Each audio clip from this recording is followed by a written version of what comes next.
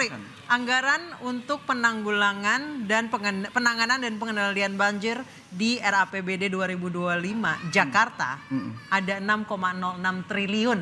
Cukup nggak tuh? Ini kan sebetulnya gede banget itu ya.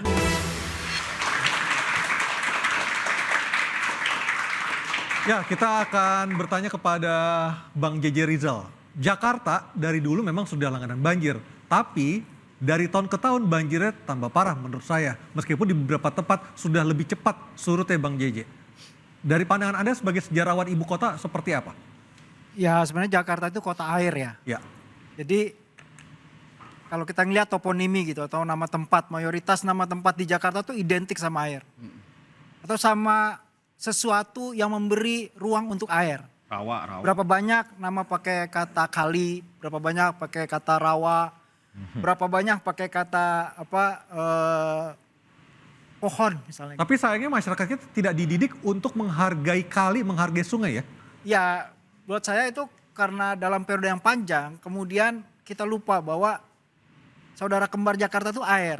Asal usul kota Jakarta itu kan dibentuk oleh hujan tropis di masa Pleistosen 3.500 tahun sebelum Masehi. Ada hujan yang besar di selatan Jakarta mengikis punggung gunung dan itulah yang membawa lumpur dan menjadi sungai. Karena itu kan kalau kita buka peta Jakarta itu banyak sungai. Ada 13 sungai ya? Jadi dari nama tempat asal usul itu menyiratkan bahwa ke masa depan sebenarnya kalau kita mau bangun dan hidup di Jakarta itu arahnya cuma dua, jadi kota hijau atau kota biru. Persoalan besarnya kita ini jadi kota abu-abu, aspal dan beton melulu. Kan kita jadi durhaka. Itu terjadi dari gubernur ke gubernur ya? Ya gubernur ke gubernur itu. Paling ya, parah gubernur siapa? Loh, iya dong kita pengen tahu kan? saya pikir hampir semua gubernur mengalami situasi yang parah ya. Karena siklus banjir sejak tahun 1893 itu sampai tahun 1950 itu siklusnya masih 5 tahunan. 5 tahunan ya. Tapi dari tahun 50 sampai tahun 80 itu siklusnya dari 2 atau 3 tahun. cepat Tapi lagi. setelah itu nggak ada siklusnya, bodo amat gitu. Bang JJ. Karena dia sebagai saudara kandung kita, saudara kembar Jakarta tuh ngerasa nggak dihargain, Nah, nggak diorangin. Bang Ruangannya tuh kebanyakan diambil sama saudaranya gitu. Bang JJ, kapan warga Jakarta mulai tidak menghargai keberadaan air itu? Mulai kapan? Warga Jakarta nggak menghargai air itu sejak masa kolonial. Tapi kolonialnya pergi, Belandanya pergi kan budayanya bukan berarti pergi. Budayanya tetap hidup. Nah orang Jakarta itu, orang Betawi itu punya penghargaan yang besar terhadap Ciliwung misalnya. Ciliwung itu perempuan, dianggap ibu. Ya, dan dia diancak, dihormati. Jadi kalau pergi ke Kali Pesanggerahan ketemu Bang Idin tanya, "Bang, masih ngancak gak?" Karena di situ dianggap ruang leluhur gitu. Pohon-pohonnya, vegetasinya tuh dianggap ruang leluhur yang harus dihormati, diberi respect. Dan karena itu leluhurnya tuh ngasih nama tempat seperti saya bilang tadi, identik sama air, identik sama pohon, sesuatu yang menampung dan memberi ruang buat air. Tapi dunia kolonial dan dunia kolonial tanda petik setelah kita merdeka yang bertindak seperti pemerintah kolonial itu membawa pikiran darat gitu loh. Oke, baik. Pikiran beton begitu. Jadi bayangin ya sekarang kita ngomongin banjir itu bukan persoalan sekedar pompa ada berapa, kali dikeruk apa enggak. Persoalan yang lebih besar adalah seberapa besar kita berbagi ruang dengan saudara kita yang namanya air. Baik.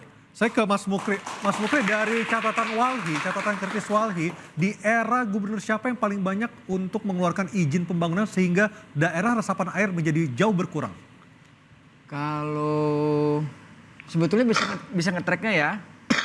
Saya lupa persisnya kan nggak ngikutin si gubernur-gubernurnya nih. Tapi kita bisa cek misalnya dari tahun 97.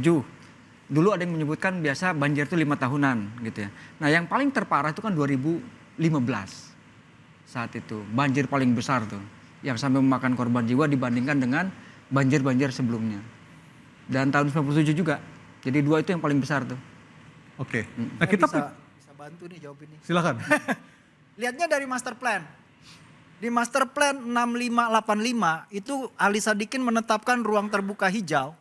Belum ruang birunya ya. Itu 37,5%. Di master plan 85 2005 itu di-cut. 2005. 30%. 85 sampai 2000. Ya, turun 30%. Tapi nggak pernah nyampe sejak tahun 1985 sampai 2005 sampai gini hari itu nggak pernah nyampe 10%. Oke. Iya. Ruang birunya cuma 3%. Jadi hampir 90% ruang Jakarta tuh beton. Berarti ini juga ada dua kesalahan ya, ada kesalahan dari eksekutif dan legislatif yang tidak mengawasi dengan baik. Iya, jadi Bagaimana menurut saya kerja dari kapasitas, kita pemimpin bicara Jakarta. kapasitas pemerintah ke pemerintah yang tidak punya pengetahuan tentang kota yang mereka pimpin. Oke. Bang Ciko, ketika nanti Mas Pram dilantik bersama Bang Rano, apa sih komitmennya untuk mengatasi banjir ini, untuk ruang terbuka hijau, bisa Anda sebutkan lagi Bang Ciko? Ya tadi bahwa memang kita akan berupaya semaksimal mungkin untuk memenuhi target tersebut ya, walaupun tidak mudah karena sekarang jaraknya masih terlalu jauh untuk ke 30%. Terkait dengan hal-hal yang sifatnya pencegahan, ya kan? Pencegahan ketika terjadi banjir dan ketika setelah terjadi banjir. Kan ini kan banyak prosesnya sekali. Jadi artinya ini adalah satu hal yang sustain dan harus dilakukan dalam setahun penuh gitu, nggak bisa berhenti gitu. Tadi bahwa cuma tidak hanya di musim penghujan atau menjelang musim hujan, pengerukan dan lain-lain. Tapi hal-hal yang terkait Jakarta ini kan juga tidak sesederhana itu. Ada kebijakan-kebijakan pusat yang tentunya tidak bisa kita nggak kerjakan juga ya. Apakah artinya akan ada normalisasi, tanggul dan lain-lain, dan kita juga menunggu istilahnya intervensi atau bukan intervensi namanya. Apa yang udah dicanangkan oleh pusat yang seharusnya dikerjakan oleh pusat, dan mudah-mudahan itu juga terlaksana sehingga Ada itu yang bisa dilanjutkan dari membantu gubernur bagaimana. sebelumnya?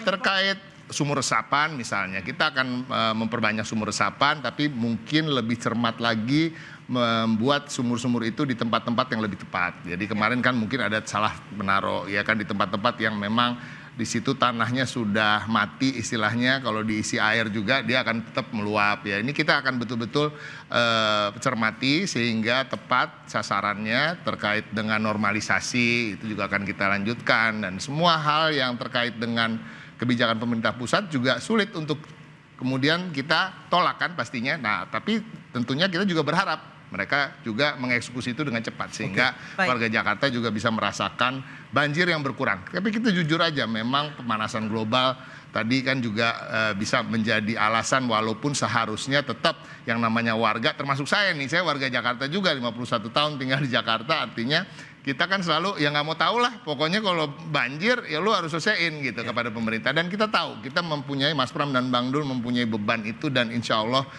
dengan political will yang kuat dan juga kerjasama tadi dengan semua stakeholder, kita bisa sama-sama bisa Oke, apakah artinya Mas Pram dan Bang Dul akan melakukan moratorium pemberian izin pembangunan, Bang Ciko?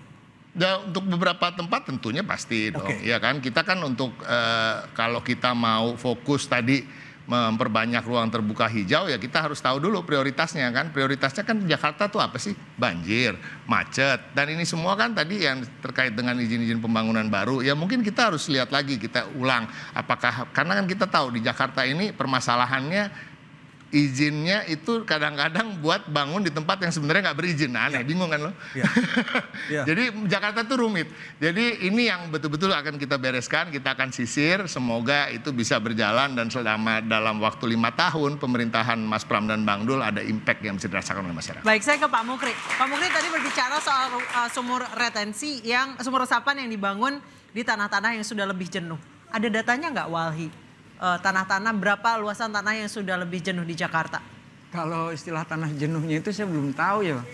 Ya bisa jadi ada ya. Tetapi kan begini, yang paling penting nih satu ya, untuk menjawab yang namanya bencana, ini pesan saya kepada pemerintahan DKI yang baru satu. Berhenti ngutang.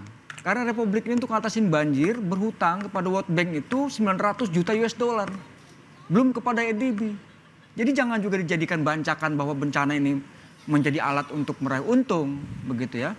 Nah, hakikat yang pertama terkait dengan Undang-Undang Perlindungan Bencana itu kan dia menjelaskan bahwa terbitnya Undang-Undang Perlindungan Bencana itu adalah untuk melindungi segenap bangsa Indonesia dari ancaman dan risiko bencana. Itu, jadi jangan sampai kemudian persoalan bencana ini selalu dijawabnya, oke kalau gitu kita nggak punya duit buat ruang terbuka hijau, perlu utang misalnya. Nah, nih Pak Mukri, anggaran untuk penanggulangan dan penanganan dan pengendalian banjir di RAPBD 2025 Jakarta ada 6,06 triliun. Cukup nggak? Ini kan sebetulnya gede banget itu ya. Buat apa aja? Gede itu Masya Allah. Karena ada yang satu kabupaten itu besar sekali. Besar, nah tinggal caranya yang bener. Jangan juga dia acak-acak sama maling lagi. Udah kayak pagar itu, banyak garong. Jadi mudah-mudahan kalau niatnya bagus, caranya gimana? Dibuka sebesar-besarnya ruang partisipasi publik. Ajak orang perguruan tinggi, gimana caranya yang bagus. Ajak masyarakat gotong royong. Baik, saya beres. Tapi juga jangan lagi dibebankan izin kepada wilayah utara dan barat. Karena permukaan tanahnya kan sudah turun tuh, ya. 15-70 cm bahkan. Jadi tolong tuh di moratorium, jangan lagi kasih izin. Dan juga kalau selama ini kita mendorong upaya, banjir kan ada dua. Banjir dari Air laut, hujan. Juga air hujan seperti itu. Kami sih mikirnya gini, jangan sampai kita niat itu nggak salah karena menjawab kebaikan, tetapi bisa jadi niat baik itu belum tentu benar. Contohnya apa? Mengatasi banjir rob dengan giant seawall.